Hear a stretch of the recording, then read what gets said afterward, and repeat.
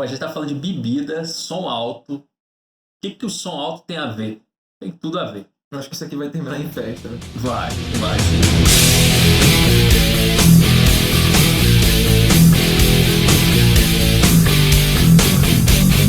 Então é isso aí. Vamos falar sobre o tecido epitelial. Então vambora. O tecido epitelial, ou epitélio para os mais íntimos, é um tecido avascular. Esse tecido, ele reveste, ele cobre a superfície externa do nosso corpo e também ele reveste as cavidades fechadas do nosso corpo, e isso inclui o sistema circulatório. Ademais dessas características das células epiteliais, vale ressaltar também que essas células epiteliais, elas formam glândulas. E por falar em glândula, logo mais a gente vai ter que disponibilizar uma aula aí completa sobre as glândulas.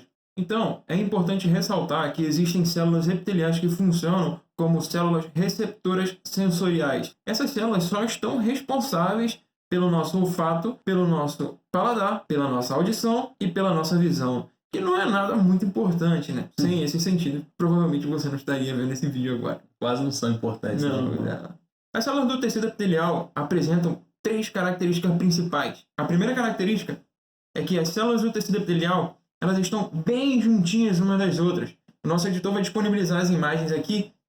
Ele vai colocar aqui desse lado aqui as imagens. E aí vocês vão poder observar melhor que elas estão bem juntinhas entre si e elas se ligam por meio de uniões intercelulares especializadas específicas.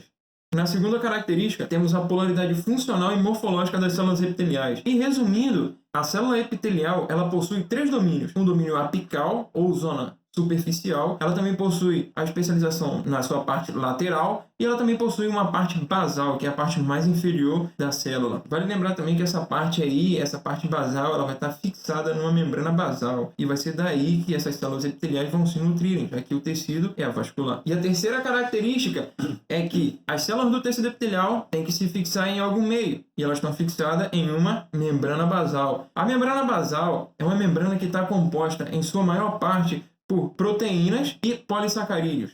E eu vou adicionar só mais uma coisinha aqui sobre a membrana basal, é que a membrana basal ela pode ser vista mediante microscópio óptico de campo claro, com uma técnica de coloração chamada de PAS, ou ácido periódico reativo de Schiff. Essa é a técnica que vai mostrar pra gente lá a membrana basal mediante o microscópio óptico. É só não confundir com PAS, né? De Não. cavar, né? É PAS e o que mesmo? PAS, ácido periódico reativo de Schiff. É essa aí, não as outras. Beleza, agora a gente vai passar aqui para a classificação dos epitélios. Como eu posso classificar um epitélio? Então, a gente pode classificar o epitélio baseado em 2 características principais, que são o número de estratos ou camadas celulares e também pela forma da célula. Ou seja, as células elas podem ser classificadas em células planas, quando a sua largura é maior do que a sua altura. Podem ser também células cúbicas ou cuboides. Essas células elas têm as dimensões aproximadamente iguais. Ou também pode ser células colunares ou cilíndricas. E essas células elas têm a altura maior do que as suas outras dimensões. E o tecido epitelial ele também pode ser classificado pela segunda forma, que ele pode ser um tecido simples, quando tem uma única camada celular, ou seja, uma única capa celular, ou ele pode ser classificado também como estratificado. Olha bem, um tecido epitelial estratificado é um tecido que possui mais de uma camada de células epiteliais. Para você fazer essa classificação de tecido epitelial estratificado, é ideal que você observe a camada mais superior desse tecido, que é lá que você vai saber que tipo de epitélio estamos tratando. Em certas localizações, o tecido epitelial vai receber nomes específicos, como endotélio, que vai ser o epitélio que vai cobrir a parede dos vasos. Também vai ter endocárdio. Esse vai cobrir as paredes das aurículas e dos ventrículos do nosso coração. E também temos o mesotélio. Esse vai revestir e cobrir as cavidades fechadas do nosso corpo, como, por exemplo, a cavidade pleural e a cavidade pericárdica. O tecido epitelial ele também vai apresentar 2 formas especiais, que são o tecido epitelial pseudoestratificado e o urotélio, ou epitélio de transição. O tecido epitelial pseudoestratificado, ele parece estratificado, porém ele não é estratificado. Em realidade, ele seria um tecido epitelial simples, porque todas as células dele vão estar fixadas na membrana basal, porém nem todas vão alcançar uma superfície livre. E agora o urotélio, ou epitélio de transição. Esse epitélio reveste o sistema urinário inferior. Esse epitélio ele tem uma característica particular, que é a característica de suas células de se distender. Ou seja, visto ao microscópio óptico, você vai perceber que as células mais superficiais dele têm uma forma de cúpula, ou seja, a zona apical dessas células apresentam um pequeno redondeamento, ou seja, a sua parte apical tem uma forma um pouco circular. Bem, então a gente vai falar aqui agora também da polaridade celular. Sabe o que tem de importância na polaridade celular? Conta pra mim o que tem. Passar na prova. Passar na prova, verdade. Caraca, tem que saber. É importante, velho. Tem essas 3 coisas fundamentais que vai cair na prova. Mas enfim, o que é uma polaridade? Você tem 3 polaridades que você vai colocar lá na hora da prova para você fazer feliz, acertar. Que é o seguinte, é a região apical, né? Como o nosso colega aqui já falou. Você tem a região lateral. O que eu vou ter na região lateral de importante? São as moléculas de adesão celular, tá? Ele tem um prefixo assim, é o CAN. Não o cão, é CAN. Molécula de adesão celular. Perfeitamente, né? Não pode confundir com cão, é outra coisa, é CAN, tá certo? Repete mais uma vez para o pessoal escutar. Cão. Não, o CAN. CAN. Não é aquele negócio que o molécula. exército dá? Quando você vai lá e ele está... Tem o CAN também. Enfim, aí o que acontece? Você tem isso aí, e por último você tem a região basal, que ele acabou de falar. Então, na prova são 3, né? Região apical, lateral e basal. Qual a característica comum? Vamos falar só uns detalhes, porque tem uma tonelada aqui. Na região apical, a gente tem uma superfície externa, né? Na parte da superfície externa. Vamos colocar no outro, a região lateral, como eu acabei de falar. Adesões o quê? Especializadas. Especializadas intercelulares. Importante. Coloca isso aí pelo menos vale uns 2 pontos lá na hora da prova. Vai grudar a célula aqui. Sim, você vai grudar bem, né? Agora, vamos falar um pouquinho da... Cara, bebê. O que isso tem a ver? Não é bebê, não. Bebê é bebê. Sabe, isso é contra a lei, né? Não. De adulto aí com bebê.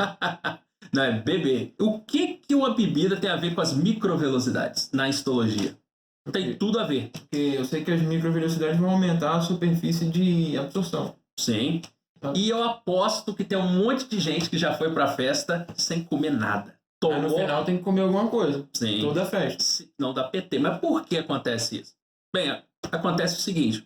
As microvelocidades, como ele falou, que servem para aumentar a superfície de absorção. Fica ligado, garoto. Então, se você enche a cara com 10 toneladas de álcool, o que acontece? As microvelocidades vão absorver. Se você vai com o estômago vazio, o que acontece? Você absorve esse álcool mais facilmente. E tem outra coisa pior. O álcool, além de tudo isso, ele é tóxico. Ele irrita. Por isso que você vai lá depois e vomita sem parar. E a microvelocidade, igual ele está falando aí, né?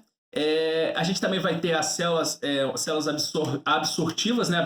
Que vão ter essa absorção aí no intestino. E cai também na prova. Cara, essa aí é a questão certa. Se você tá vendo aí, você vai acertar. É certeza. Gente, chapa estriada está relacionada com células absortivas intestinais. Pode botar lá. Células absortivas intestinais. Ponto certeiro.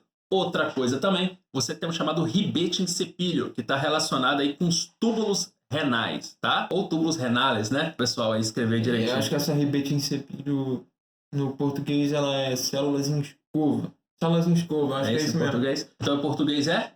Borda estriada e borda em escova. Viu? Você pode escolher, depende de onde você estiver. Se tiver, né? Aqui no Paraguai, igual a gente. Aí você vai colocar ribete insepíleo. O som alto. O que o som alto tem a ver com histologia? O som tá bom, hein? Pode...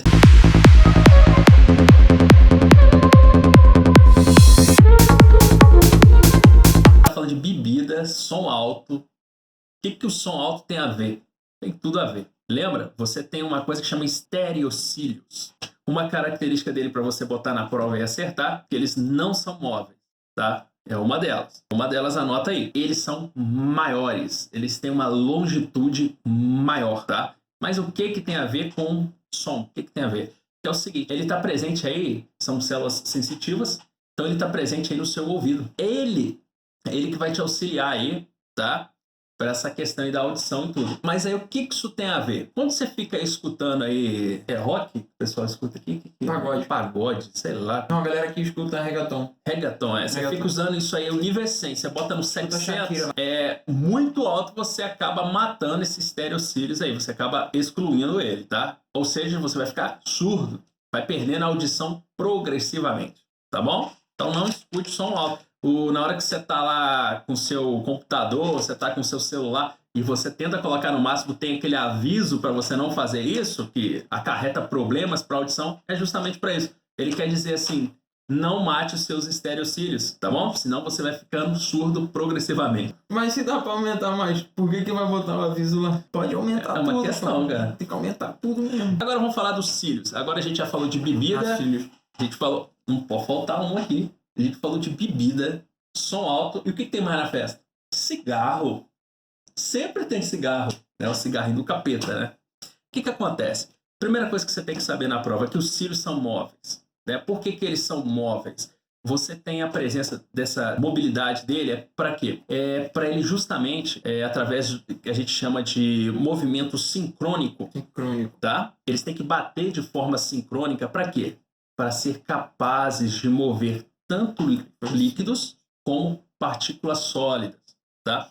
Um líquido, que a gente pode dar um exemplo assim, o muco. Quando você está dormindo, incrivelmente, o seu organismo logicamente está trabalhando e tal, e a todo momento, o que está acontecendo? Esse muco está sendo transportado para quê? Para que ele faça a função dele e depois, posteriormente, ele seja digerido. Isso aí acontece. Quem faz isso são os cílios. A gente chama de transporte mucociliar. Mas aí você que gosta de fumar, fuma 700 caixas de cigarro por dia. O que acontece? Você acaba matando, né? Você acaba destruindo esse cílio. Prova disso. Repare bem que quem fuma muito, quando você acorda às 5 horas da manhã, o cara tá lá, cuspindo, não aguenta. Ele mesmo tem que forçar para... Ele não tem qualidade de vida, ele não tem como expulsar esse muco, porque os cílios dele foram pro beleléu. Então, o que acontece? Por isso a função importante dos cílios, nesse movimento sincrônico e uniforme, tá? Levando sempre o quê? Partículas sólidas e líquidas. Mas é isso aí, galera. Então, gente, um grande abraço, valeu, e a gente continua gravando aí o máximo aí que a gente puder para ajudar aí. Valeu, galera. Tchau. Você tá colando do script, velho. Deu uma olhada aqui agora. Legal.